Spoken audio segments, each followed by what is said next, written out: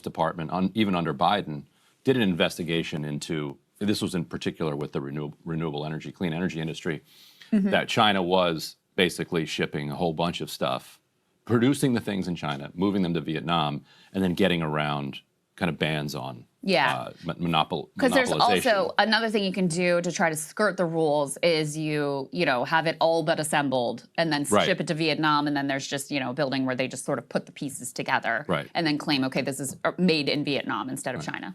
Right, and so he says, hey, look, what if they say they won't take the stuff from China anymore? He says, now we're talking. But again, the problem here is that they're talking as if this trade war is still going on as a strategic thing that may result in some useful outcome for the United States, when it seems like the world has decided that we don't have cards, that Trump just kind of popped off with these tariffs and is going to have to climb down. And so they're just kind of waiting him out. And then after that, maybe they're making the we'll be able to sit down and create some new global trade regime that we're all satisfied with. But this is not getting us there. Yeah, and of course, significant that it's a Republican senator who was going that aggressive at a Trump administration official is rather noteworthy.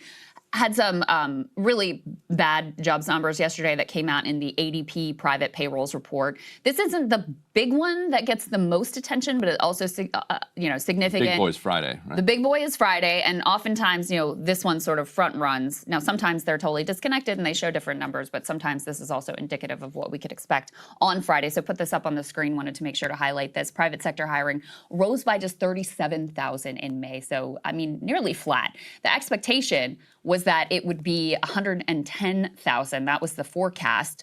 And it is below the previous jobs report number in April, which was revised down to 60,000. And in particular, noteworthy here, Ryan, that one of the industries that actually lost jobs was manufacturing. Yeah, I have that here. The goods producing industries down 2,000 jobs, manufacturing down 3,000, natural resources and mining down 5,000. If the tariffs were creating investment here in the United States to produce goods here, to mine our own natural resources, and to manufacture, you would not see the numbers going down.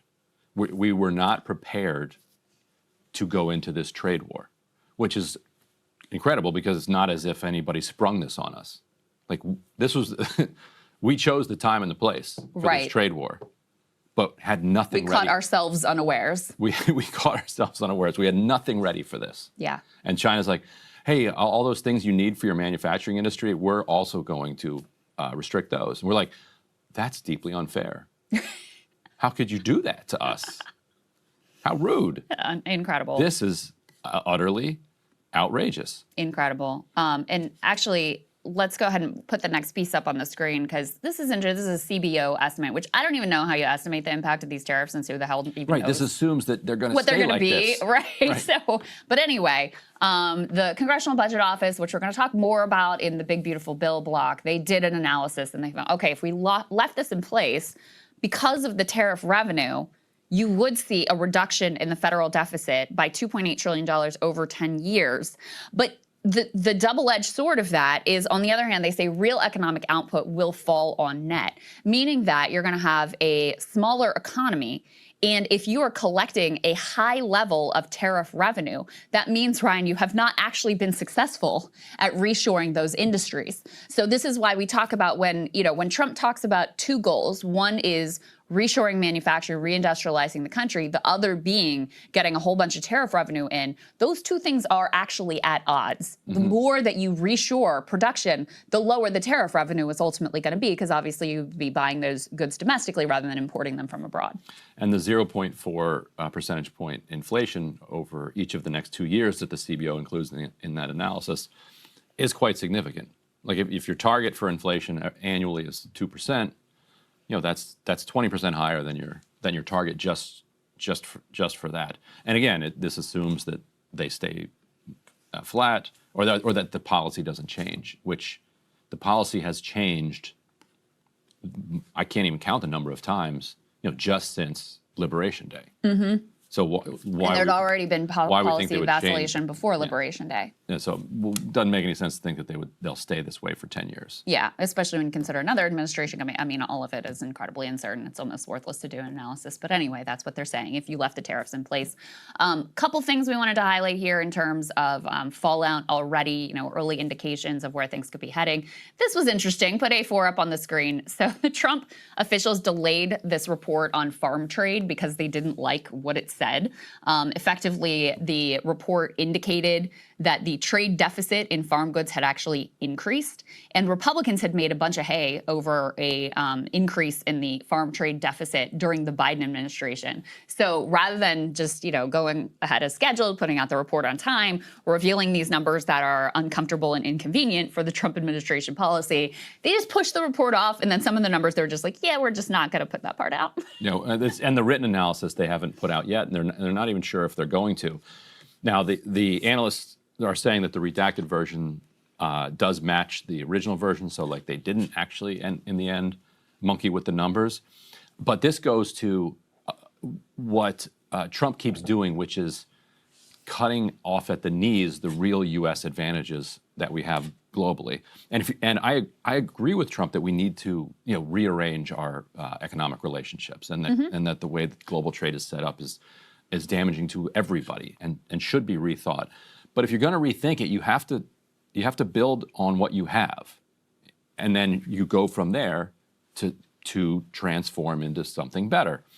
What he's doing without building to something better, he's wiping out what we do have, and one of the things, going after all the universities is one, making it impossible to build a manufacturing base is another. But what this does is it goes right to the heart of our hub as the financial services sector for the global economy. Like people, and this is crazy to think, but people trust American banks.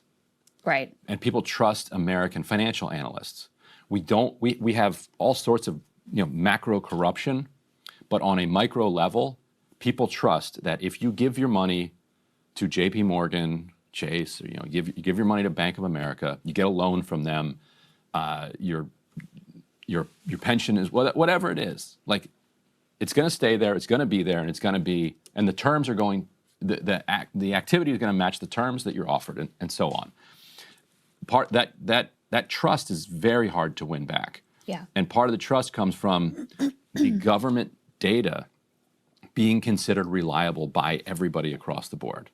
And you're already seeing, and I think we'll talk about this in a second, people questioning the BLS data. Yeah. Because the Bureau of Labor Statistics has said that there's this hiring freeze and they had to do a bunch of layoffs, and so they couldn't do the same analysis that they could do before. So they're like, we're not sure about these numbers. And what's so scary, now the commodities traders have waiting for this report. This is like every quarter, this report comes out, people trade, it's a big event. Right. For it not to be there, and then for people to be whispering, are they messing with the numbers? Right. Then you might as well be investing in China. That's China's big problem is people don't trust the stock market. People don't trust the numbers coming out of the companies or the government. They think they're fudging the GDP rate, all this stuff. Sometimes they are, sometimes they're not, but the trust isn't there. We have the trust, and we're just going to just let it drain right out. There was discussion early on in this administration too, I can't remember if it was Lutnick or Besant, but I covered it at the time, of changing the way GDP is calculated because they, this was at the height of Doge and the chainsaw and all this stuff. And they're like, government activity shouldn't count in GDP. Right. Which is like so silly if you actually think it through. Not to mention there actually already is a metric that I can't remember what it's called, but it is GDP without the government and public sector spending. So if you want that metric, it already exists. They just didn't like the potential consequences of what they were doing with Doge on what it could mean with GDP. And so there, at that point, there were a bunch of experts and analysts who raised red flags about them potentially monkeying with that data behind the scenes, or trying to fudge the numbers so that they are beneficial. And I mean, could you put that past this administration? Of course you couldn't. Right. Of course you couldn't. Like, they will lie to you straight to your face every day, they will be confronted with directly contradictory, like definitive proof that what they're saying is blatant and complete lies, and it does not move them at all. Like Caroline Levitt saying that the bill actually decreases the deficit. Exactly. And and we're supposed to trust that they're not going to like monkey with the GDP or the jobs or the farm trade numbers. Like, of course people are going to be like, I don't know. If something that looked kind of bad was set to come out, could definitely see